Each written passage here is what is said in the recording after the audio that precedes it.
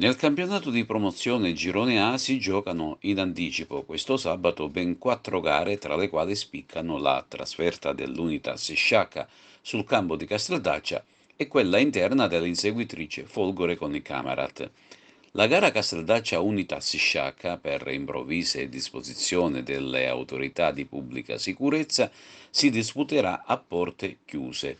Gli altri due anticipi riguardano la Gattopardo, che ospita l'altra squadra di Casteldaccia, e quella di Lascari, che gioca in casa con il malmesso Villabate. Altro incontro di cartello si gioca a Casteltermini, dove sarà di scena la Forte Mazzarese.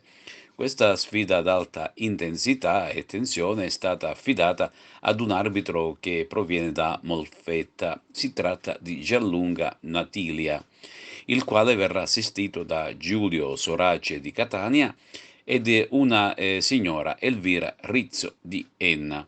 I ragazzi di Pinola Bianca sono all'inseguimento dell'alta classifica e guardano con particolare attenzione alla sfida esterna dell'Unitas Sciacca.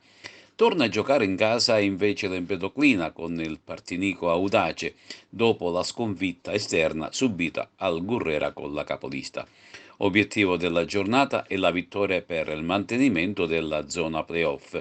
Infine si fermano per il carnevale i campionati di prima e seconda categoria.